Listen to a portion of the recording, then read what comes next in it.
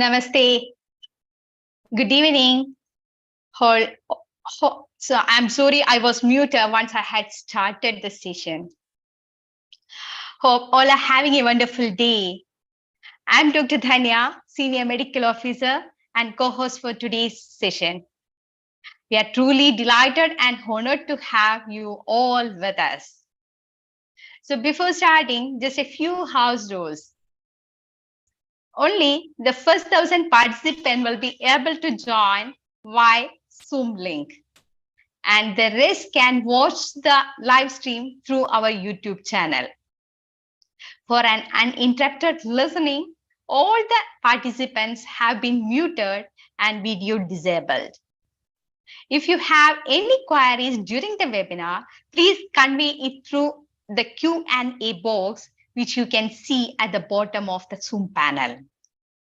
And we thank you for your cooperation. And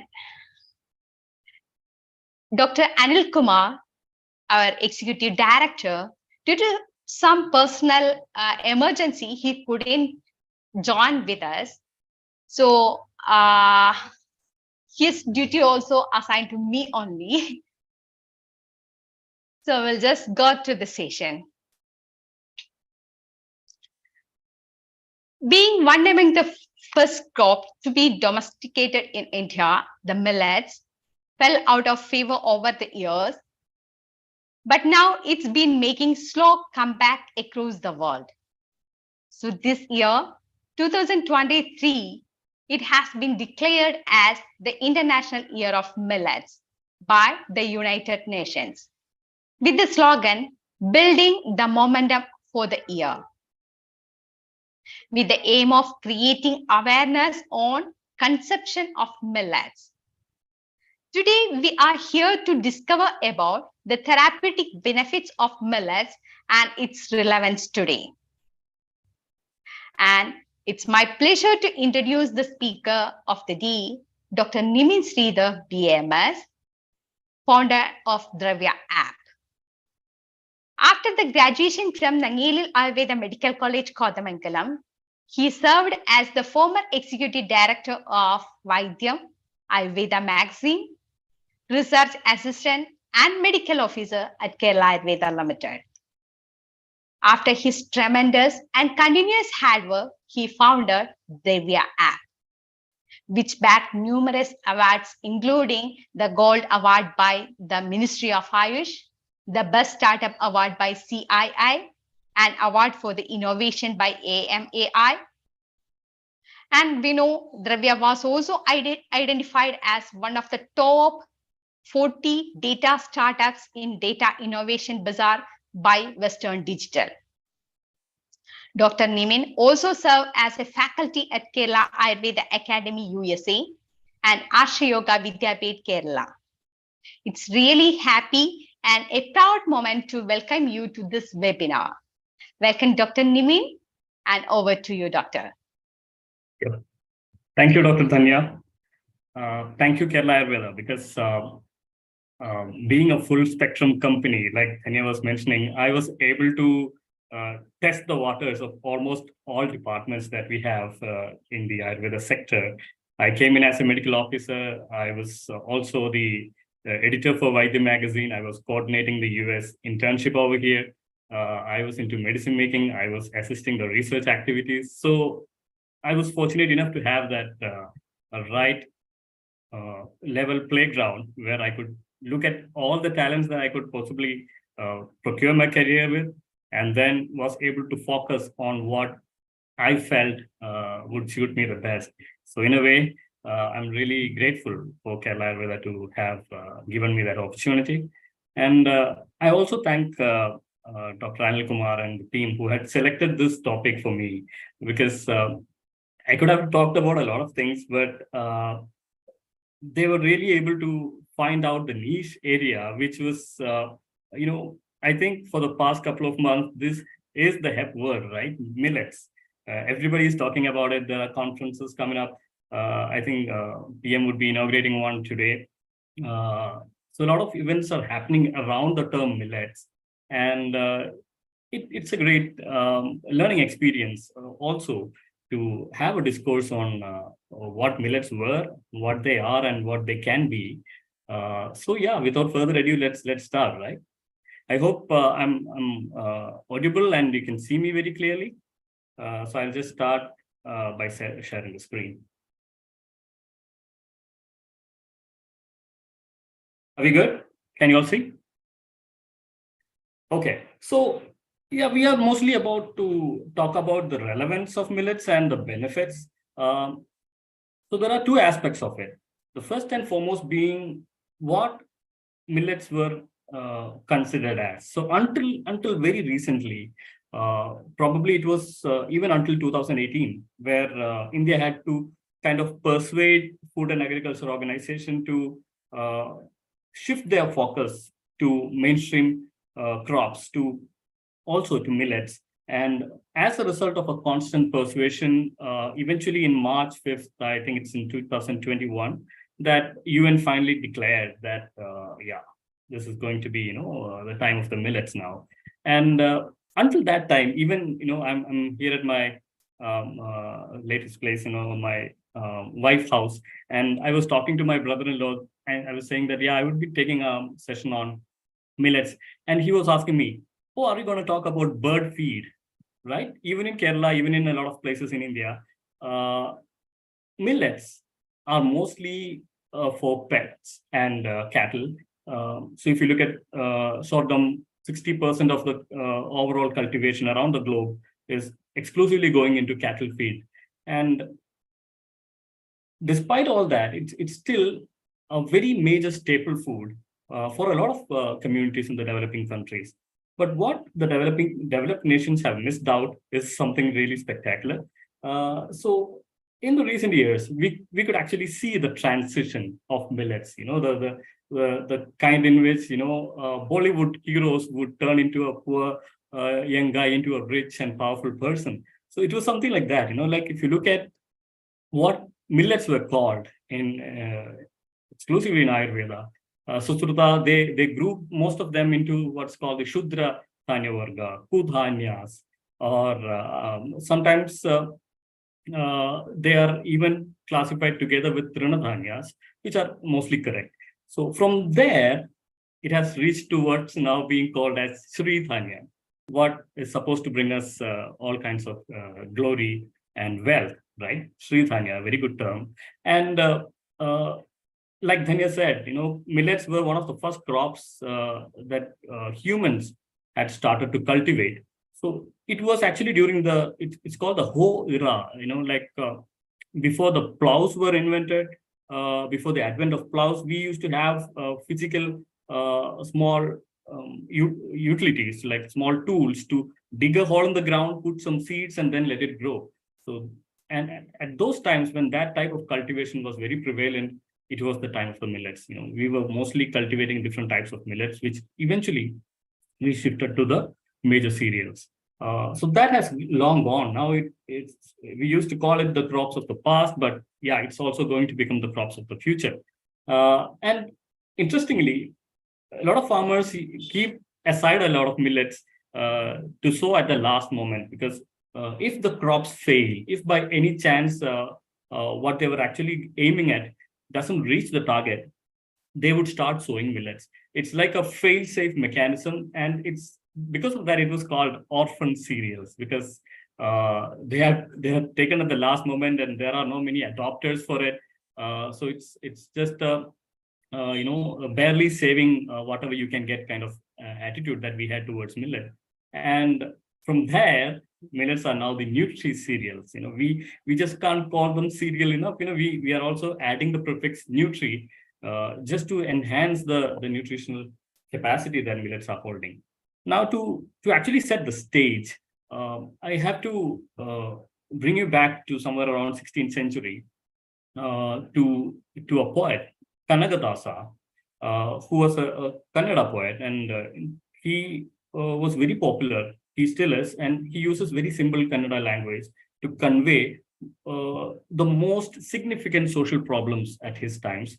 And Ramadhani Charita was his work, and interestingly, in that poem, it's a fight between rice and ragi. So they both are fighting, like who is the Shrestha Dhanya, and eventually the fight escalates, and they both go to the court of Rama. Rama listens to both of them and eventually imprisons both Ragi and Rice for 6 months. And after 6 months, both of them come out, and Rice is all sloughed off and had gone rancid, while Ramadhanya remained more or less exactly the same. So he was actually using it as an analogy to compare the social setup, the downtrodden and the elite, downtrodden represented by the Ramadhanya and the elite represented by the rice. And through Rama, he was conveying the hardy nature, the resilience of Ragi, or which was later called as Ramadhanya. And in fact, this poem sets the ground on not only the fight of millets to become the most important cereal of this era, but also to express what it has in store for us. Now, we might be wondering, if this is such a prominent crop, what happened to it? So, first and foremost, we are a rice-based, right and wheat-based agrarian society, more or less, even today. And our focus for a long time have always been rice and wheat. And even the administrative powers that have been ruling the subcontinent for a long time, I'm also talking about the colonial powers, and also the governments that we had until recently, the focus was still on the production of more and more of primary crops. And I would say that the Green Revolution, which happened around the 1960s, were more or less somehow gathering all the resources to pump into the production of more and more primary crops. And this had, despite all this, millets, yeah, it was already getting a lot of lesser attention. The adoption of the society, the people, was far less. I think there are two main reasons for that. One, of course, is the palatability issue. Not I think almost everyone here might have had some kind of millets as a dish, and if you don't have a really good cook at home or yourself, you may not have tasted the best millet preparations. But rice and wheat, they have some minimum guarantee, right? Even I can make a good roti. So there is the safe play that can go with mainstream crops, which was not always the case with millets. And more importantly, there was this big elite and downtrodden concept, even though we had Kanakadasa talking about it in his poem, that was always there until recently.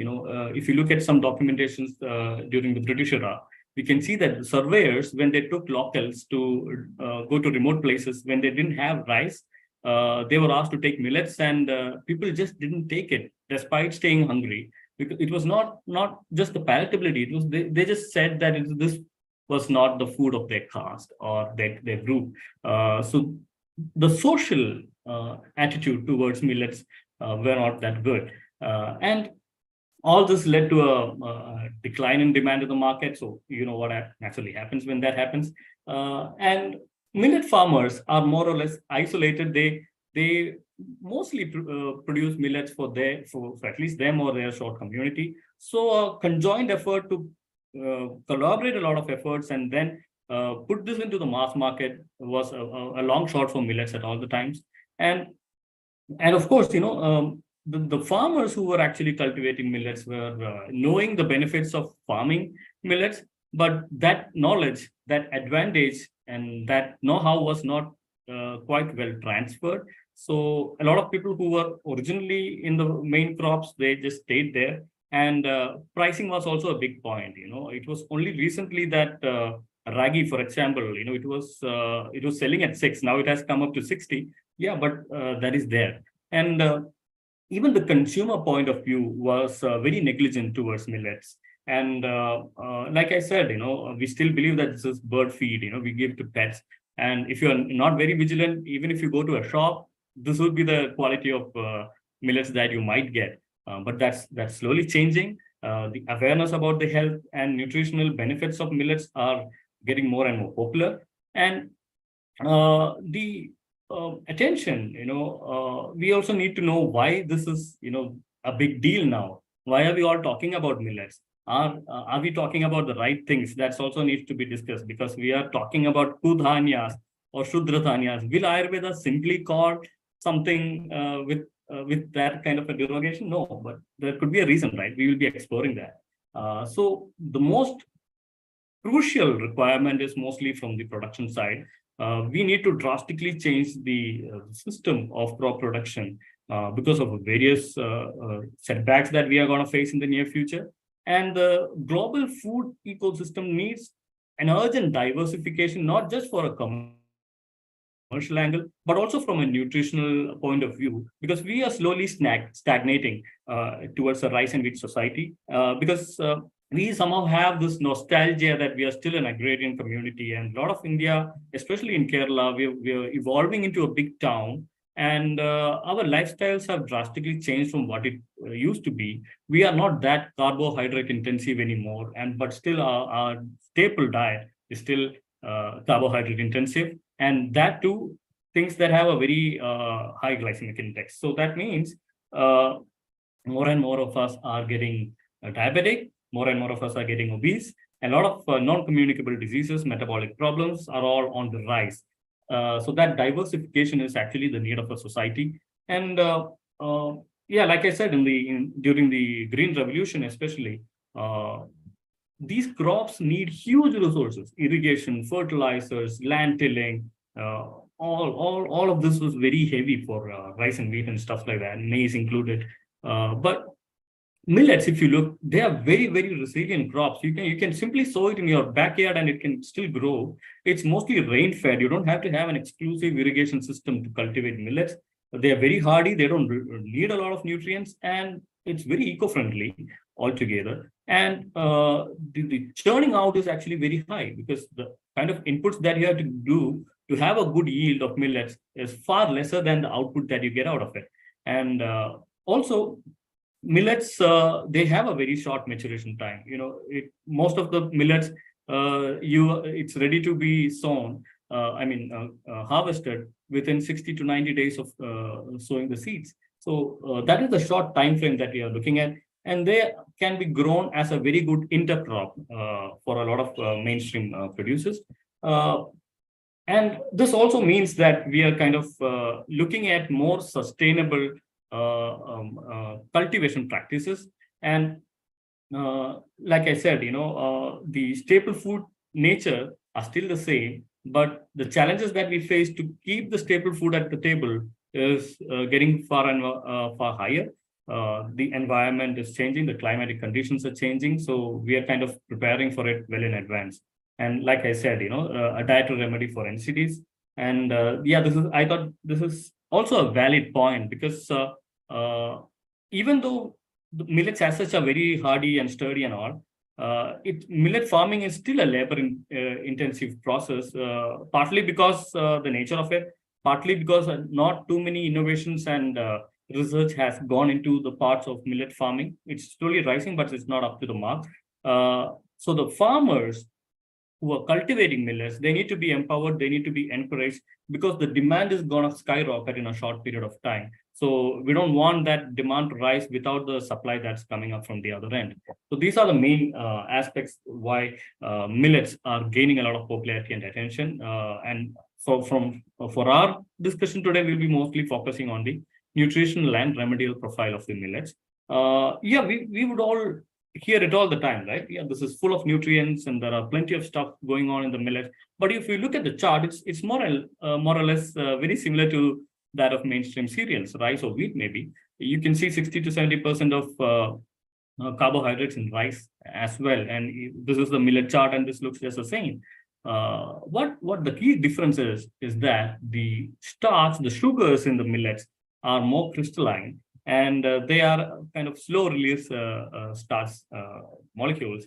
And the digestibility, the absorbability of all these sugars are far lesser in comparison to rice and wheat. That means the glycemic index of almost all millets are very, very low. For a given quantity of millet, it's bringing out far less sugars into the blood in comparison to rice and wheat. But this is not always the case, but I'm just saying that most of the millets are like that. And if you look at the yeah. The rest of the chart, you can see that there is a good number of proteins there, but we will be discussing about this even later. That the proteins in millets are a bit of on the lower side. What we need to look at are really at the minerals and the dietary fiber part, because the dietary fiber which are there in the millets are unparalleled most of the times. And many millets, the mineral compositions that they have are sometimes very rare and unique, which I believe no other cereals has that kind of profile. So let's look at one by one, if possible. Like I said, the glycemic index is, I'm just comparing it with rice. So you can see that there is at least a 20 unit difference between rice and millets, right? And many millets are actually very hypoallergic. And not just in the case of gluten, but if you look at people having irritable bowel, and if you need to drastically change their diet, one thing that you can really look at is either pearl millet or finger millet, which are found to be very hypoallergic, and it could seamlessly merge with a lot of dietary patterns that we have. And celiac disease or IBS people find a lot of relief with millet introduction into their diet. And the glucose, like I said, they are also called SDS, slowly digestible starch, which takes its time to get into the system. And like I said, the fiber content, it's not just adding bulk to the food, it's also helping the food to retain at each section of the GIT for the sufficient amount of time, so that the enzymes and the gastric area, the intestinal area, can spend enough time with it to get maximum digestion and absorption enabled. It prevents, or it at least reduces the tendency for the food to irritate the gut lining. And it also has good water retention, water logging capacity, which enables proper formation of the stools and proper consistency of the stools. Yeah. So these are some of the benefits of the fibers that we have. And you can also see that it's high in tryptophan. Tryptophan is actually very essential for the serotonin production, which has some direct links with our mood. And niacin for the lower cholesterol. We have B6. So these are all some general profile of millets. And I can see that some of them are very good in lecithin and cephalin content. And these lecithin and cephalin are much required for the tissue regeneration, especially of visceral organs. So it's not just for the brain or the nerves. It is very essential for the liver or the kidney, most of the end organs to heal their wounds and regenerate and replenish themselves. But we have to be really fair with it. It's not just that millets is all good and all go. There are some major disadvantages of millets that we need to look at. And I think this we already addressed, that the proteins are thick, high and hard proteins, which are not always very easily digested and absorbed. Many millets, not all, many millets are very low in lysine as well. And lysine is required to maintain the cell walls and things like that. And until recent literature, you would also see that there is this high presence of anti-nutritional factors. So currently, we are no longer using the term anti-nutritional factors, because we have found that these components, they are mostly polyphenols, tannins, and oxalic acids and stuff like that, phytates included. They also have some very important function as far as millets are concerned. In fact, some of their antioxidant properties and specific action of millets are attributed to these anti-nutritional factors like tannins. And interestingly, they are mostly present in the outer seed coat layer, the aileron layer. So decorticating them would be actually, removing the anti-nutritional factors, but not entirely, but still we are losing out a lot of them when you're decorticating it. And this is still under study, and we are starting to get increasing reports about sprouting of millets and a potential problem that it can cause. And this was only tested in sorghum, and they found that the sprouting process creates hydrogen cyanide above the required or allowed levels, and this is not a good thing. So that factor has to be considered. Another problem that we've observed, especially in northwestern and central Indian regions, where the majority of communities are dependent on millet diet, is that they are not getting a lot of other problems like diabetes and cancer, colon cancer, or irritable bowel, but the incidence of thyroid hypothyroidism or the goiter is on the rise. That could be either because of the low iodine diet that they are on, or scientists are also factoring in the probability of presence of goitrogenic substances, which was observed in pearl millets. So when you are actually suggesting a millet-based diet to someone who is already having a history of thyroid instability, this could be a point that has to be kept in mind. And millets are only recently gaining attention. Even if you look at Ayurvedic literature, there are still obscurities and confusion regarding the proper identification or the cataloging of millets in Ayurveda. But some of them, they have gotten it really well, but some of them, we are still wondering what that is. So the historical documentation, and if you also look at the research publications on millets, they too are not sufficient enough, which is also a good thing that a lot of scientists over here or around can focus on a lot of elements that can actually make millets mainstream pretty soon. So these are the disadvantages that we're looking at. I would just quickly go through the millets because we're just on a 1 hour time frame. And I've just listed, there are around 14, 15 major millets around. And I've just listed a few of them, which the first three of them are the major millets: sorghum, pearl millet, and finger millet. And the rest of them are called minor millets. And I've also given the names in Sanskrit that I could find, and Hindi and Malayalam names. I know these are not the only names for them, but some of the more common names. For the want of time, I'm just skipping. This is sorghum.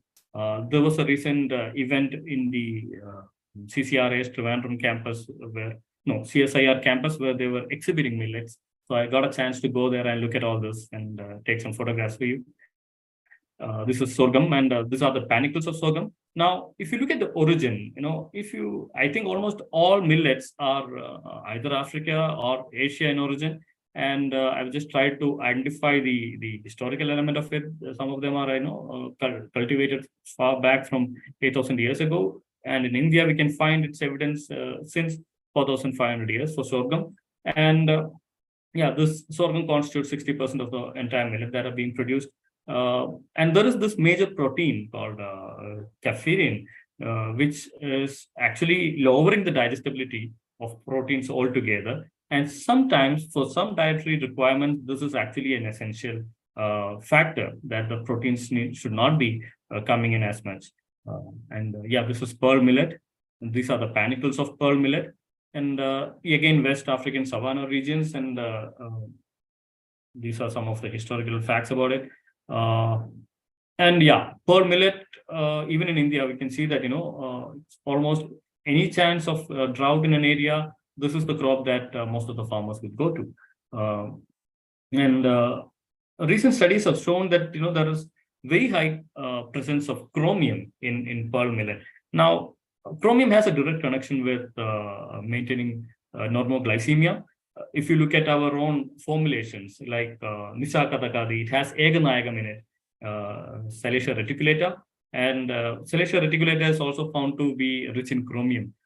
So you can find that connection with prameha, chromium, and pearl millet.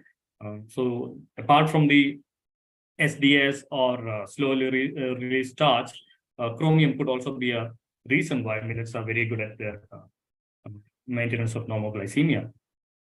It's also rich in iron. And the proteins are very high, lipids are also very high, but the utility of the proteins are still still low. Pearl millet is also found to have a really high niacin content, which is also helping in normoglycemia. This is the well-known ragi. Everybody knows about it. So I'm just quickly going through it. So the origins are still from African highlands, and I think in India, Karnataka is leading the ragi production. And yeah, we were able to find traces of ragi in Harappan settlements and all.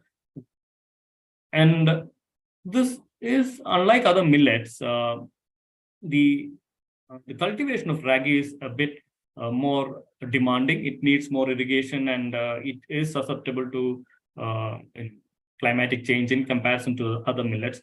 But like Kanakadasa observed, it can be stored for a real long time without getting rancid, and provided it's stored well. And also a very high presence of manganese is observed. I've just given the comparison with rice. It's almost 5 times the quantity of manganese. And manganese is very much essential for almost all sex hormone productions, and also basic gut functionings. And again, another out of the board score.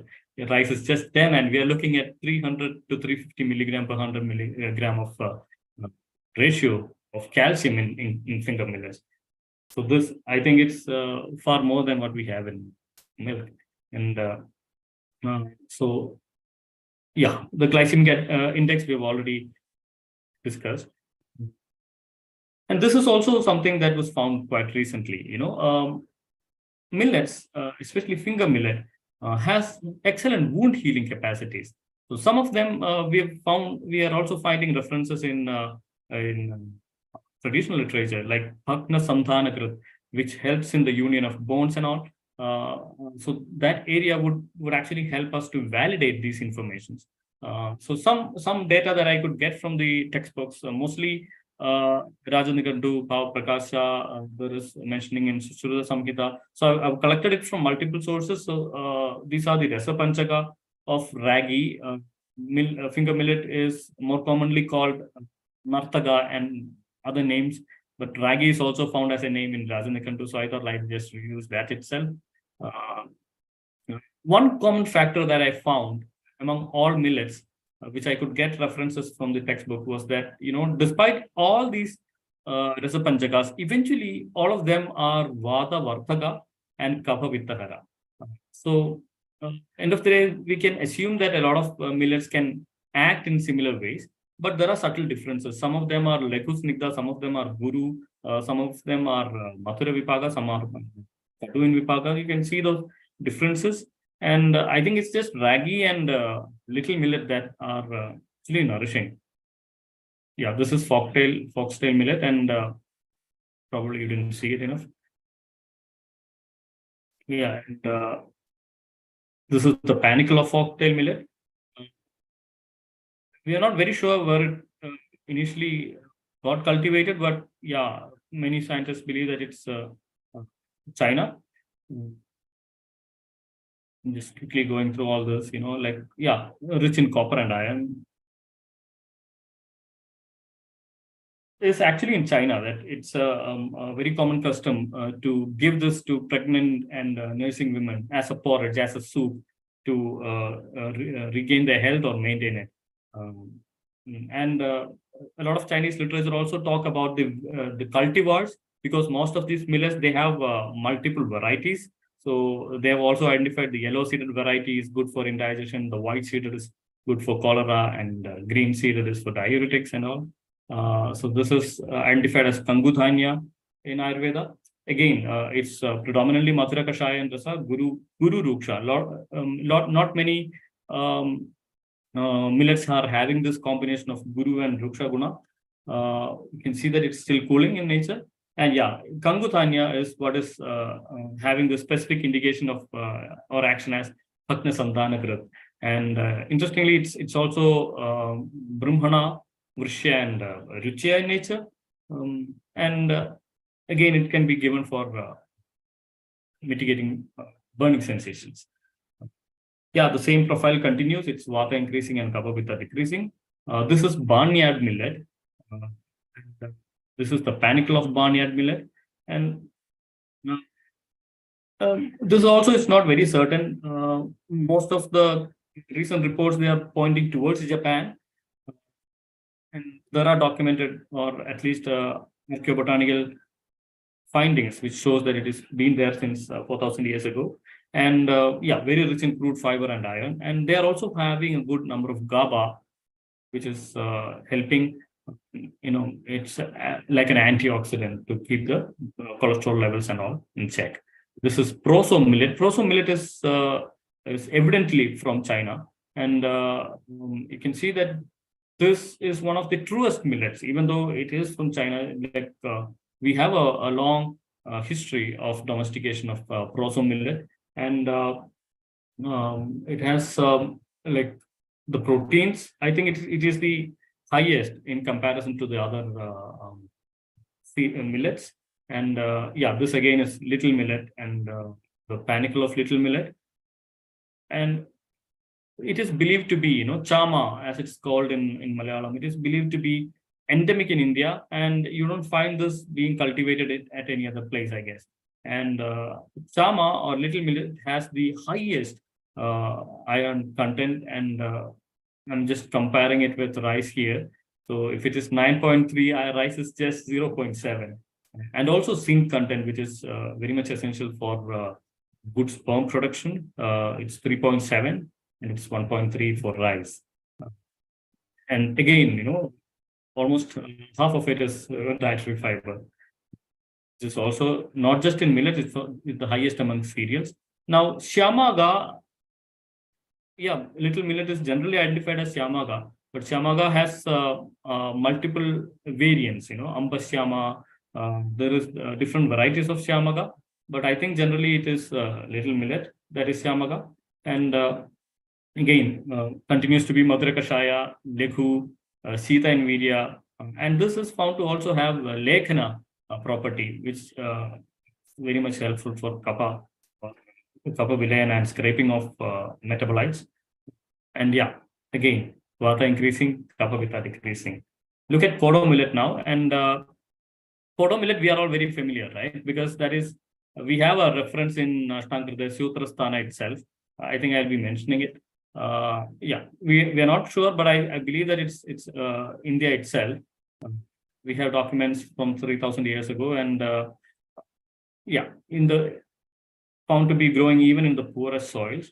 Now, I just came across a study which showed that most of these millets, especially kodo millets, if not stored properly, they frequently get infected by this Aspergillus tamari, and it is found this infestation produces a hepatotoxin. So I was just wondering whether this is the Kodravasya Vishaseva, which is mentioned in the context of ama, formation of ama. It is as if like the Vesha is forming from Kodrava, which is originally not having indication for not having any toxic content, but on storage it becomes toxic. So it could be probably because of this infestation. And in fact, Kodrava is indicated for Visha as a remedy for poisoning. So this is Kodrava, Madrakashaya, Leku, and also Ruksha, pulling, which is found to be Kadu despite being Mathura in Rasa. And it is said that it is Paramgrahi, so it could be very constipating or at least hardening the stools. And again, this too has Lekana property, and this is Vishahara in observation. Yeah, it continues to have the same fire. Now let's we got a fair idea of nutritional. I know it's like a bullet train session, but still you get the general picture, right? Very high in crystalline starch, which is slow release, not that good in proteins, very good in dietary fiber, and a lot of minerals like chromium and manganese and calcium, which are not the usual package of a lot of cereals, are very much high in the millets. So keeping that in mind, let's look at the therapeutic benefits. I've just tried to rephrase the whatever I've said into some major conditions. Like they're used for a variety of metabolic problems now. There are more and more indications are being found out for millets. But let's look at some of the established ones or some things that we are very confident about. One is the high magnesium content, which is directly helping to improve the efficiency of insulin and also the receptors to accept the glucose. And the high fiber is actually leading to the low glycemic and eventually it reduces the digestion and absorption of sugars altogether. And again, the glycemic index is not just caused by the slow release starch, it is also contributed by the dietary fiber. So it's actually a work in tandem that enables millets to be a good remedy for diabetes. But like I said earlier, this is the case for most of the millets, but not all of them. If you look at finger millet, ragi, for example, its glycemic index is actually medium to high. It's not on the lower side. So that means that there has to be some level of processing to enable diabetic patients to use finger millets. So look at the cardiovascular, again, magnesium and potassium, they have BP regulation and prevents chances of heart attacks. And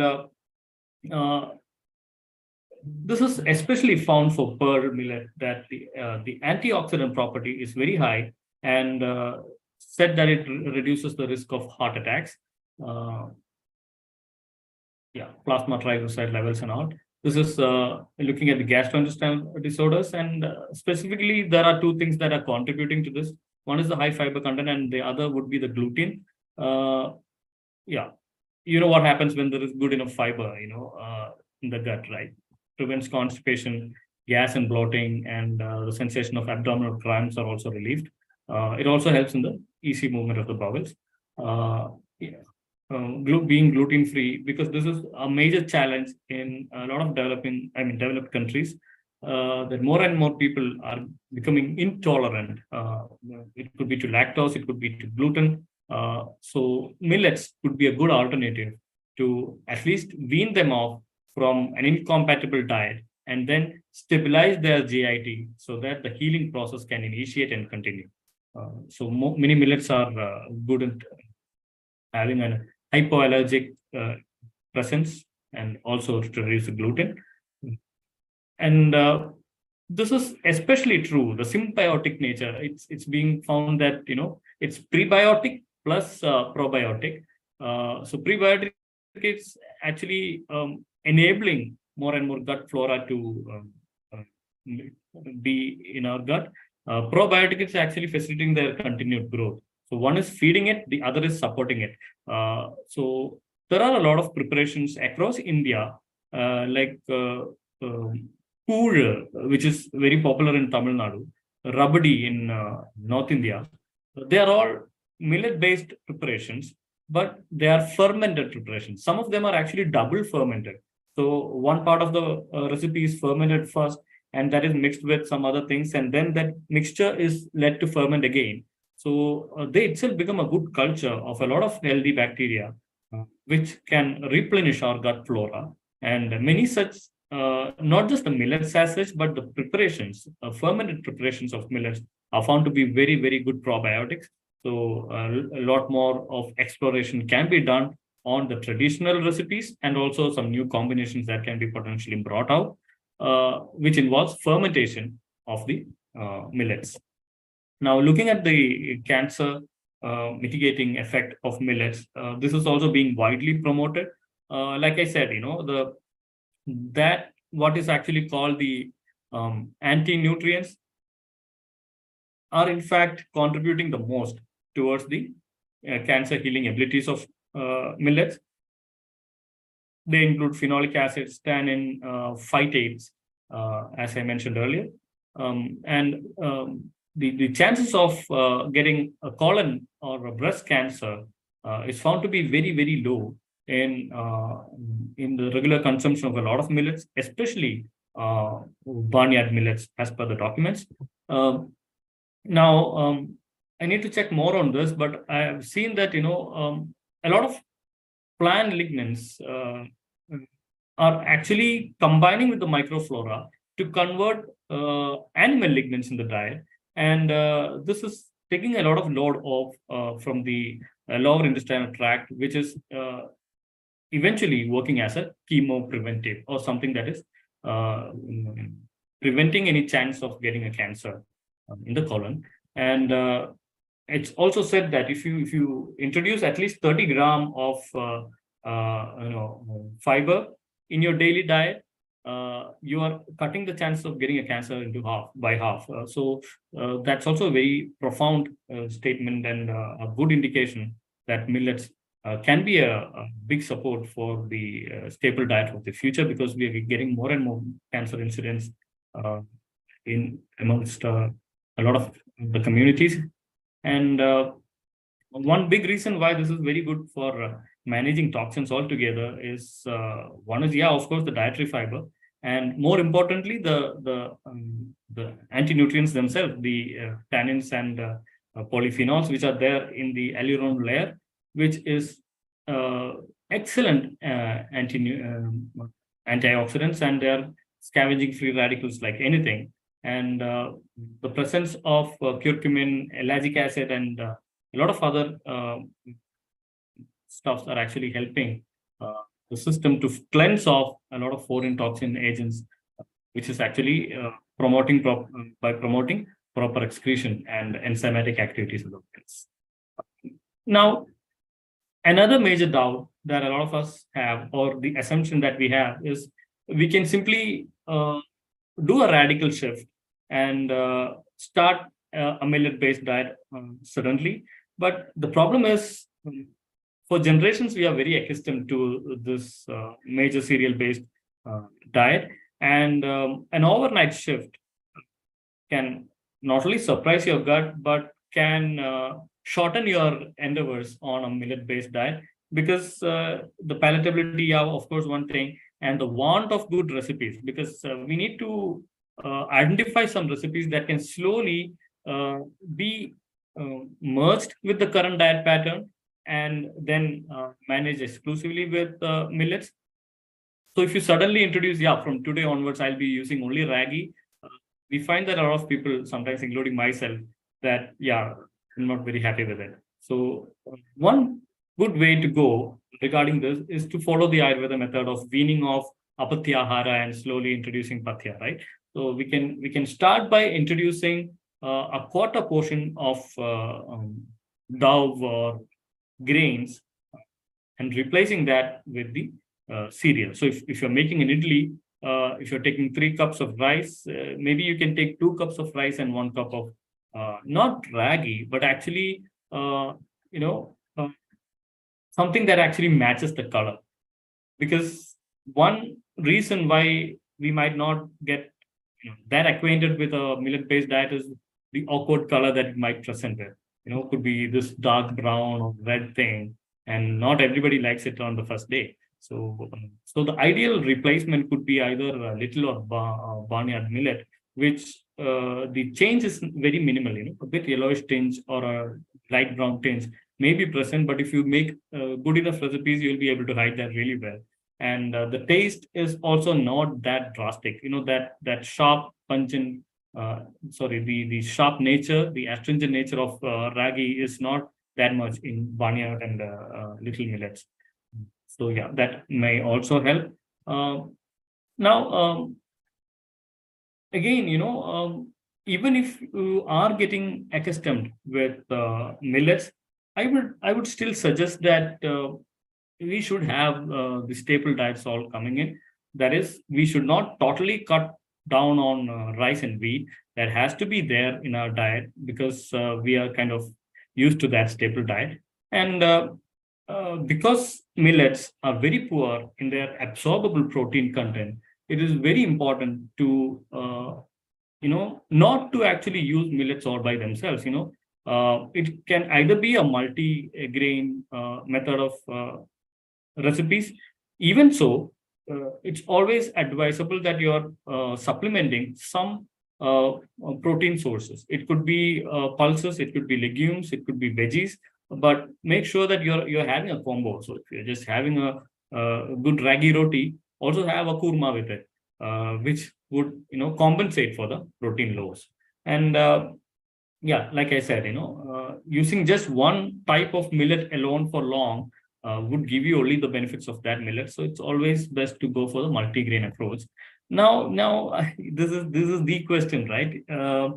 Because we are all vouching for it, they are all campaigning for it, but being representatives or beneficiaries of Ayurveda, uh, would we still look at uh, millets or yeah the kudhanyas uh, to be the superfoods?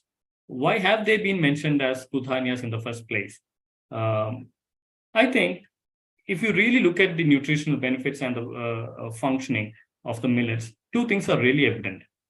They're really good, or they are really a big storehouse of whatever they are good at. Look at calcium, look at manganese. Many cereals are topping the charts. And Ayurveda, I believe, has this Sarvatharmeshu Madhyamam approach, because on a Swastha benchmark, there are no many things that you are advised to be taken on a regular basis. You don't get a lot of context in Ayurveda saying that this is universally good for everyone, for all ages, for all times. They are highly customized and personalized, and the kala and matra is very important. That is what defines the very yukti of a Vaidya, right? Matra kala sada yukti, siddhir yukto pradishtita. So this understanding of matra and kala is very important, especially when we look at a diet.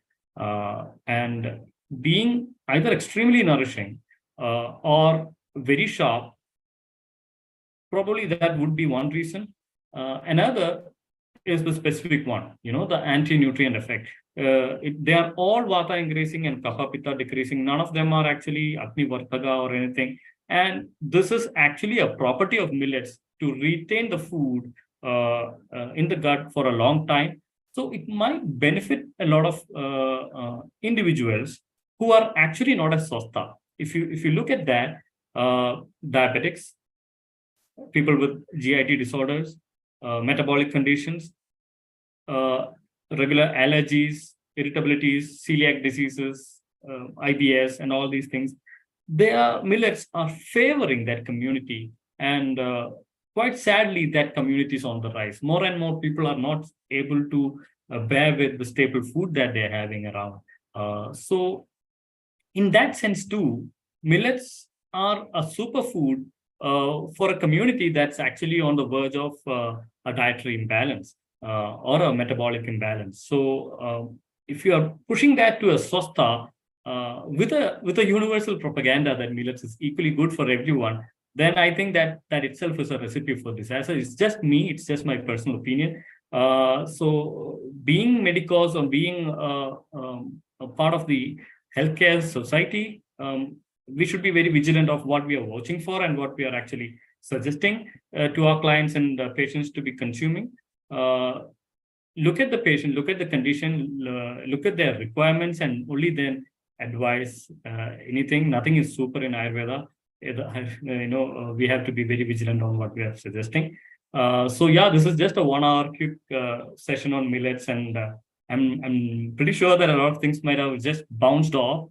I hope the organizers would be sharing the presentation, because I thought I'll just cramp in a lot of info so that you can look at it at a later point of time.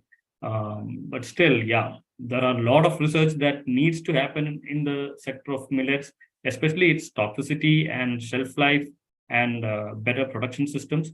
But it's always a long way to go. But this is certainly a good start, and a positive start. And I believe we all can be a part of that glorious future where we are nobody is suffering from shortage of food or shortage of good food. So that's all I had to say. I'm open for questions and suggestions. Yeah, putting my mic on shoot. Over to you, Dr. Dhanya.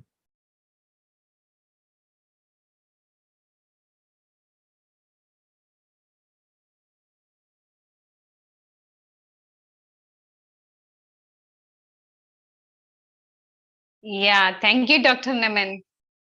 Yeah, I'm open for questions. Right. If there are something in the chat, I'll just quickly look at it.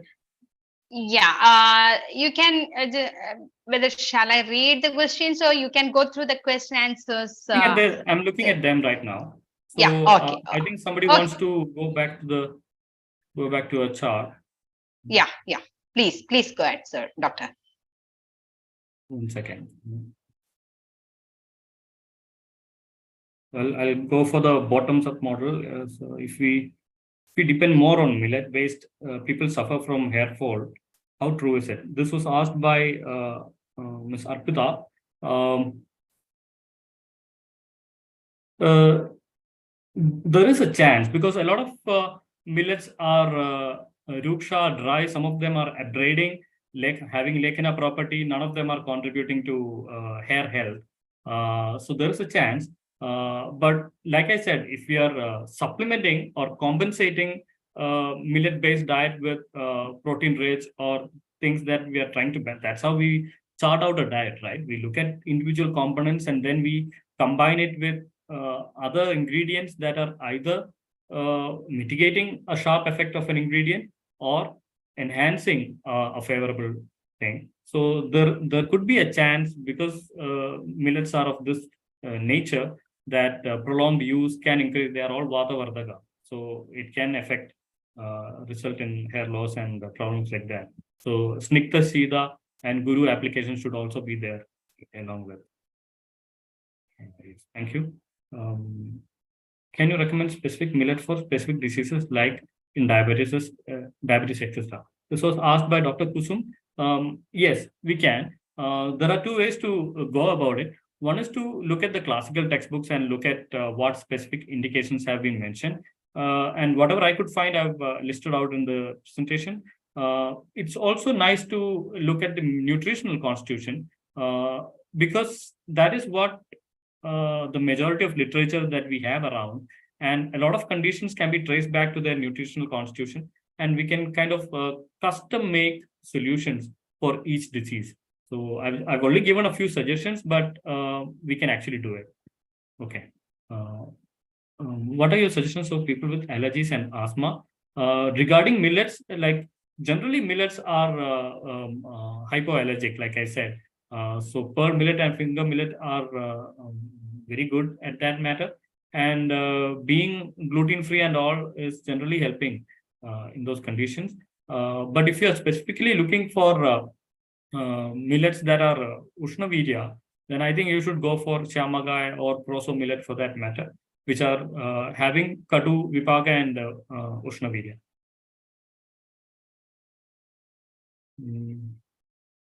Please re-show was asked by Southern. Well, I don't know if that was for an exclusive slide or the entire presentation. Yeah, by the speed with which I said it, the entire presentation needs a re-show. But yeah, but if there is something specific that you need to see, I can do that for you. Show the chart page of multiple millet. Yeah, I can do that for you. Yes. Second, I'll just be real quick.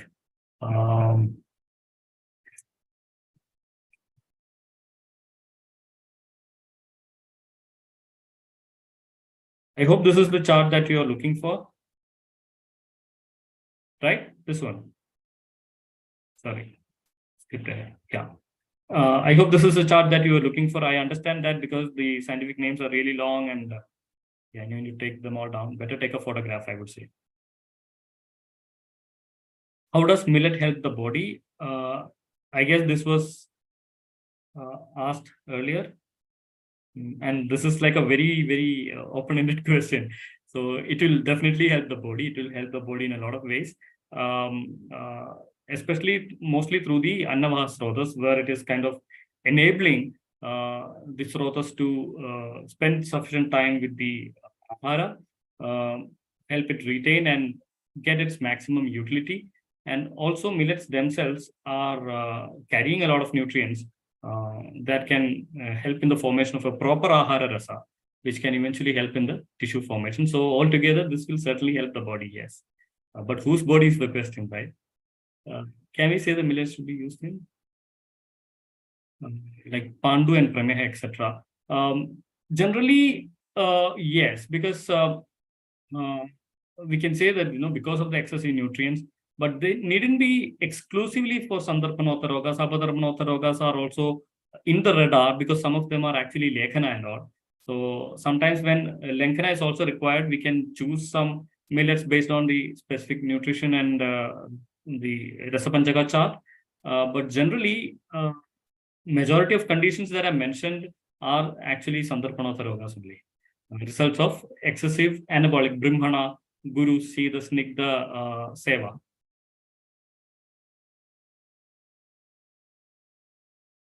Yeah, I hope they will be sending the recorded link. It's already in YouTube, so you would be getting it anytime you want. Like just go to Kerala Ayurveda YouTube page and it should be there. Yes.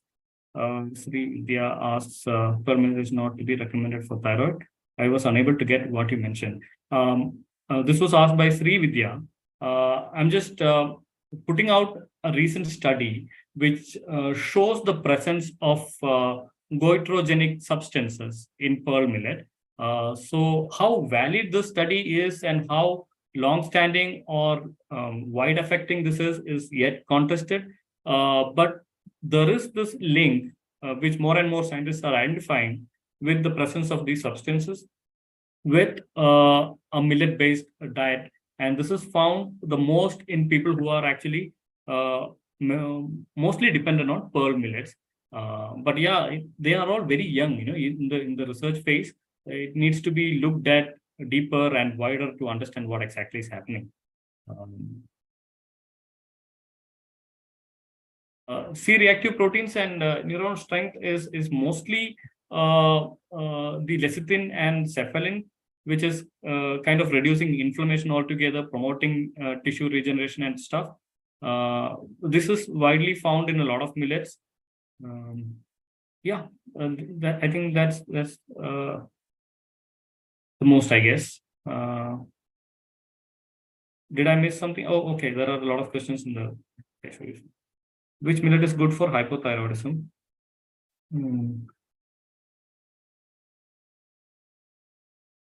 Kind of millet eating. Eating millets raw. Okay, so do we actually eat millets raw? Because it might be actually pica or a kind of something like Amritjanya Pandu. Right? We have this deficiency and we are feeling like having raw cereal, things like that. So we need to check that first. But it's generally not advised to eat cereals raw because of a lot of reasons.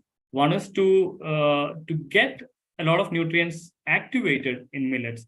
You need that Agnipaga. That's why sprouting is a big go these days. A lot of companies are actually making batters and cereal powders that are actually from sprouted millets, and that too is being challenged because of the presence of HCN and all these things.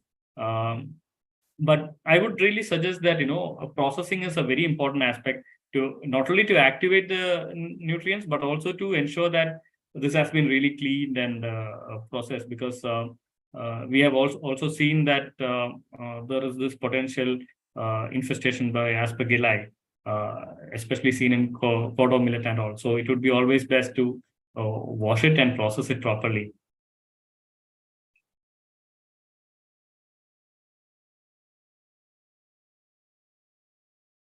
With digestive protein, do we need use supplement for that? This was asked by Dr. Shehan.